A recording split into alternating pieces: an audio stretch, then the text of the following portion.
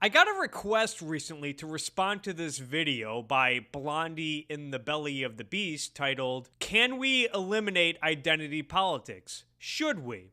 And I don't know much about this YouTuber. I know she wears Make America Great Again hats, so I get the impression that she's pro-America and wants to make America great again. So let's see what she has to say. I'm skipping ahead to about 4 minutes in this video. I'm going to try to cut the fat here. I'm going to try to focus on a few points of disagreement. People of certain groups often use their identity to make political decisions. Just like Sam Harris, I have seen a lot of pseudo-intellectual pandering on the topic of identity politics in Charlottesville.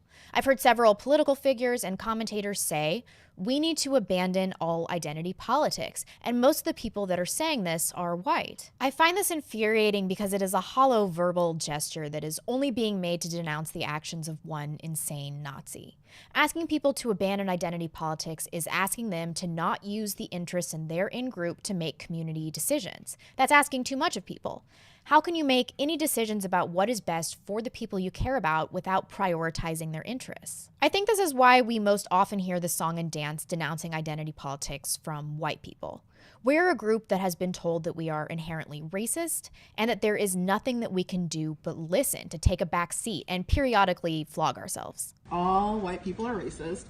So I put this up because I really want any white person in the room to know up front, this is what we're dealing with, that it's not going to be this coddling of white tears and what that looks like. We're not going to discuss, oh, maybe some of us have worked it out. No, you're always going to be racist, actually. I believe that white people are born into not being human, that y'all are born into a life to not be human, and that's what y'all are taught to do, to be demons. So in this particular way, white people are all racist. We're also a group that's been told that their ancestors are monstrous and they should have shame for their heritage, for their people, for their prosperity. We're a large group of people that is not as connected to our race or our heritage as other groups. The guilt complex that so many whites have developed strips us of racial pride and puts a wedge between white people and their identity. We're more likely to abandon it to curry favor with leftists, or in Sam Harris's case, to just virtue signal that we're not racist. If you were a black person in America and you had been told your whole life that this is your identity, that you and your community have never known anything but oppression, and that the problems within your community are all caused by white oppression, would you ever abandon this defining element of your identity in favor of adopting an overarching identity of this same country that had oppressed you and your people your whole lives? Of course not. I would imagine that black people and people of any minority group would feel that neglecting this part of their identity is traitorous to their group and compromises the safety and potential improvements that could be had within their communities. All right, I need to address this right now. I don't know if she is a race realist or an identitarian, but she's using their language of race realism and identitarianism. And race realism is absolute nonsense. It's absolute bullshit. As I've said before, your race is just a physical aspect of you. It doesn't define your identity, and it shouldn't define your identity. Having pride in your race is fucking stupid. It's like having pride in having a big nose, or having pride in a small ass, or having pride that you have green eyes or blue eyes, or having pride that you have you were born with 9 fingers. It's absolute nonsense. And it should be rejected. Why would you have pride in your race? Oh, you were born black, you were born white, you were born Asian, you were born Latino. Oh, well, that's something you had no fucking control over. That's not something to be proud of. Now, if you're fighting with other members of your race for equal rights, that's one thing. That's something you should take pride in, fighting for equal rights. But if you're fighting for racial supremacy or racial pride, that is ridiculous. The left helped form their worldview and has made it all about identity, all about what was taken from them, all about how together they've survived oppression from evil white people. It has bound minority communities together against the white majority. For those that say that identity politics needs to be eliminated entirely, I ask you, how would you ever do this? I would do it by promoting individualism and telling people that they're not bound to some bigger collective like race or culture or gender. And I think she's being pretty pessimistic here, thinking that people are too stubborn or too stupid to reject their racial identity or reject racial collectivism. Now, I'm not saying that it doesn't exist. I think there are a lot of people who do engage in racial collectivism or cultural collectivism, and I think that's awful, and I think people shouldn't do it, and it should be condemned. But I think people, since she's emphasizing non-whites and Black Americans, I think people across the board are aware, in America at least, in the context of America, I think most people are aware that racial collectivism is bullshit. I see how Black Americans complain about how other Black Americans criticize them for things like talking white or dressing white or acting white. There's actually an entire Wikipedia page on acting white, which tells me that this is a pretty divisive issue amongst Black Americans. So that is a topic of racial collectivism. Oh, well, you're not talking Black enough. Why are you acting white? I think a lot of Black Americans are aware that that whole line of thinking is absolute garbage. Fresh Prince even did a whole episode about this. How dare you not take Will? He's full of potential. That's why we want him. It's you we don't want. Me? But I did everything. I cooked, I cleaned, I hand-washed the toilets. Everything your butler does for you. I'm not accepting no prep school, Bel Air bred sellout into my fraternity. You know, you can stop all that. No, wait, Will. I got this one. You think I'm a sellout. Why? Because I live in a big house or I dress a certain way? Or maybe it's because I like Barry Manilow. He been Barry White, y'all. Being Black isn't what I'm trying to be, it's what I am. I'm running the same race and jumping the same hurdles you are, so why are you tripping me up? You said we need to stick together, but you don't even know what that means. If you ask me, you're the real sellout. Even Neil deGrasse Tyson talked about how he was made to feel guilty because of collectivized racial guilt. And he said, well, what was it you're majoring in again? I said, well, physics. And he says, well, and you want to do what with it? I said, I want to get a PhD in astrophysics. And you know what he said to me? By the way, what was he going to do with his Rhodes Fellowship at Oxford? He was going to explore the role of enterprise zones in inner city neighborhoods to empower those who are economically disenfranchised. Okay. He's Black, by the way. So he turns to me and said, astrophysics. Then he says the following: the Black community cannot afford the luxury of someone with your intellect to spend it on that subject. And I was devastated by that comment. I think another topic where people have to face this conundrum is the topic of interracial dating, which I think is a taboo amongst all races and cultures in America. This is something Hasan Minhaj talks about in his latest stand-up special, about how he, as a Muslim man, wanted to marry a Hindu woman and how his family was not on board with that at first. I think interracial dating and intercultural dating is a topic where this can be really exposed as absolute garbage. When you try to find a mate, when you're trying to find a life partner, someone to marry, someone to start a family with, you shouldn't be concerned about whether or not that's benefiting your culture or whether or not it's benefiting your ethnicity or your race. Or, you know, when you go on a date, you're not thinking, oh, well, I want to meet someone who has the same ethnicity as me so I can make more white babies or make more Black babies or make more Latino babies or make more Asian babies. No, you're trying to find someone that you're compatible with. You're trying to find someone that has a lot in common with you, someone that you can be happy with, someone that you can spend the rest of your life with. You're not concerned about preserving your race or preserving your culture, but you get the picture. Racial collectivism is absolute garbage, and it can be articulated when talking about interracial dating. When you go out on a date, you're not really concerned about preserving your race, and anyone that does is missing out. You know, if you're a white man and you're only seeking white women for the sake of preserving your white ethnicity, How many beautiful Latinas are you missing out on? How many cute Asian girls are you missing out on? How many fun black girls are you missing out on? You know, who only wants to date people of their own race? Missing out on life. You might miss out on some. You might be more. There might be someone out there that's more compatible with you, that will make you more happy than anyone that's that shares your same ethnic background. But again, your identity should not be attached to your ethnicity or your race to begin with. It's fucking outrageous. I really believe that it's true that politics is downstream from culture. Political decisions and opinions that are formed are completely based on one sense of morality, which is indisputably influenced by your upbringing, culture, heritage, religion, whatever. As much as most people would like to have a country that does not engage in identity politics, it is completely unrealistic and utopian in a multicultural population. The people that are preaching that they want to eliminate identity politics know damn well that people make decisions on ethnic and cultural lines, and this only works when a society is homogenous enough or cohesive enough that the overarching Americanism is the common binding force amongst all people, irrespective of their ethnicity. So the only solution that is feasible here is to allow, but not encourage, all people to engage in any level of identity politics that they so choose.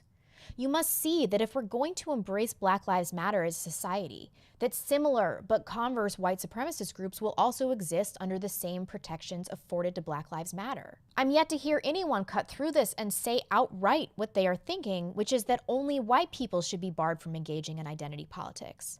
Once again, this is totally unenforceable and there will be a huge backlash. But this institutional pressure, the mainstream media efforts to fan the flame between racial groups, this has to stop. If people break along identity lines, which I'm very confident they almost always will, I think they can coexist peacefully and represent their interests while getting along, but only if external forces stop trying to induce a riot. We need to value the individual. That is the heart of Americanism and the American dream. But acting like identity, racial or otherwise, can just be shed upon command, or even that we can choose to separate our identity from our morality, is unrealistic and intellectually dishonest. That being said, I liked what these women had to say. How do you explain what your support is for a president, given the criticism that he's had on this race issue? I think for myself, period. Nobody's going to tell me what to think or how to think. I'm not gullible and I'm not blind. I honestly don't think we will see this issue of racial divide addressed until we remove identity politics out of the political process. These Republican women say if a president deserves blame for making racial tensions worse, it's Obama, not Trump, for the identity politics they say Democrats have practiced for the last 8 years. And she made an important distinction. She said that identity politics and rhetoric needs to stop on the government level. That much I agree with, and I think great strides could be taken in the improvement of race relations if the government and mainstream media didn't present all issues through the lens of race. And even though I agree with these women, my confidence that the media in particular, and to a lesser degree the government, can stop doing this is very low. Further, I think that within the general population, particularly the Black population, these women would probably be called Uncle Toms. You should see what people, especially other Black people, say to Tree of Logic. There's not a lot of tolerance for minorities that hold positions like this within their own communities. Let me know what you think in the comments section. Can we effectively eliminate identity politics? Is that unrealistic? Is it even a good idea? Is there a case to be made for employing identity politics? All right, so there's a lot to cover here. First of all, she's right in the sense that if we're going to have Black Lives Matter, then it's only inevitable that a white identity politics, a form of white identity politics emerges. And I don't like her term of eliminating identity politics because to me that suggests or implies removing First Amendment rights on some sort of level. So yeah, identity politics should be allowed legally. I just think it should be abandoned and condemned and discouraged. And she seems to be aware that identity politics is a bad thing, which is why it puzzles me why she's willing to embrace it. Her whole stance is, well, identity politics is bad, but it exists, so we might as well deal with it. She seems pretty pessimistic on this issue. And I think that's a bad way to think about things. Could you imagine if the founding fathers held this pessimistic attitude. Like, too many Americans, too many colonists, they're loyal to the crown. Great Britain is the most powerful military on earth. We're never gonna win this. We might as well just put up with taxation without representation and have the king and the homeland tell us what to do and how to live. Or could you imagine Martin Luther King? Could you imagine Martin Luther King, who, by the way, is quoted as saying, "I have a dream that my 4 little children will one day live in a nation where they are judged not by the color of their skin, but by the content of their character." See, Martin Luther King seems to be against identity politics. But Martin Luther King, could you imagine him with this pessimistic attitude? MLK just saying to himself, too many people in America are white and too many white Americans are racist. We're never going to get equality before the law. We might as well just tolerate segregation and just make the most of it. No! What leader has been a pessimist? Pessimism is for losers. It's like what Ankar Gate says about pessimism. Being pessimistic is the easiest thing in the world, because then you don't have to try. So she seems pretty pessimistic about selling individualism and convincing people to not embrace identity politics and to not identify as their race and to shed their racial identity. And I think that this pessimism about individualism, well, the hesitant embrace of identity politics, I think this is problematic for a variety of reasons. First off, if you think that selling individualism is futile, if you think that's a losing battle, then America is finished. And the reason why I'm so hard on her for this is because she wears her Make America Great Again hats and seems to be pro-America. Individualism is one of America's core founding principles. Your life belongs to you. You have a right to life, liberty, property, and the pursuit of happiness. You can do whatever you want with your life, just don't fuck with anyone else. We won't get in your way as long as you don't get in anyone else's way. That's what America's all about. Individualism, freedom, reason, capitalism. You're just going to wave the white flag on one of America's core principles? To do that, you're giving up on America and are admitting that one of America's core principles is done. This brings me to my second point. If you're giving up on selling individualism while embracing identity politics, then you're essentially forfeiting the political arena and political discourse to collectivists. You're welcoming a situation in which you just let the best, perhaps most convincing collective win. At best, you get political stalemates from all these identity political groups like Black Lives Matter and the alt-right and feminism and LGBTQ and Christians and Muslims and Jews and seculars. In this situation, I have to ask myself, what collective do I belong to? Do I belong to the white collective? I'm an atheist. Do I belong to some atheist collective or some secular collective? Do I belong to the heterosexual collective? Do I belong to a class collective? What identity political group, what identity political movement is for me? You see how insane this is?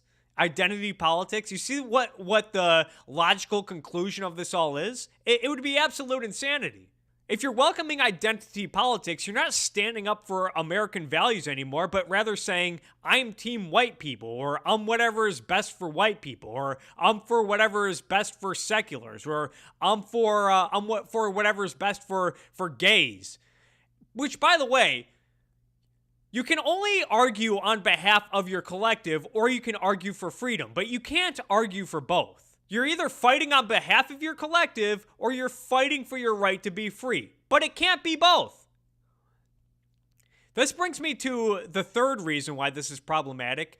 You're giving up on the founding fathers. You're giving up on Jefferson, Madison, Washington, Hamilton, John Jay, John Adams, George Mason, Patrick Henry, Thomas Paine, and all the other Enlightenment thinkers. You're giving up on Newton. You're giving up on John Locke. You're giving up on Adam Smith. You're giving up on Aristotle. You're giving up on Ayn Rand. You're giving up on Milton Friedman. You're giving up on Hayek. You're giving up on Thomas Sowell. You're giving up on Henry Hazlitt. You're giving up on Ludwig von Mises. Not only are you giving up on all of these great thinkers, but you're trading them. You're trading all of these great thinkers and their ideas of freedom and capitalism for what? Richard Spencer?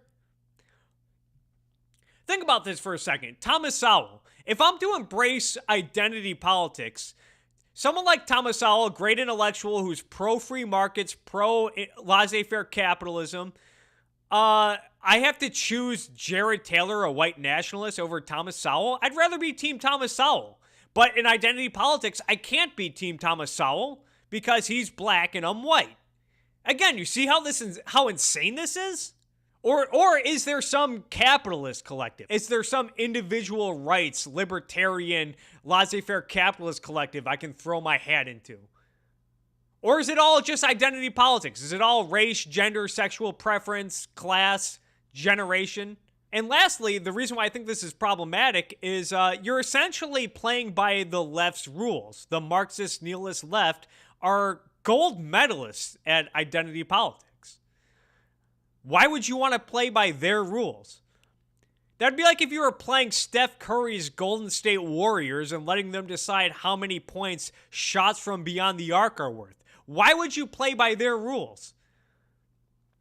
As for her question, how do we solve identity politics? How do we abandon it? You got to do it by undercutting their premise to begin with, which is by promoting individualism. You know, once you accept your opponent's premise, then you lose. The individual is the smallest minority on earth. If you're not a defender of individual rights, then you can't claim to be a defender of minority rights.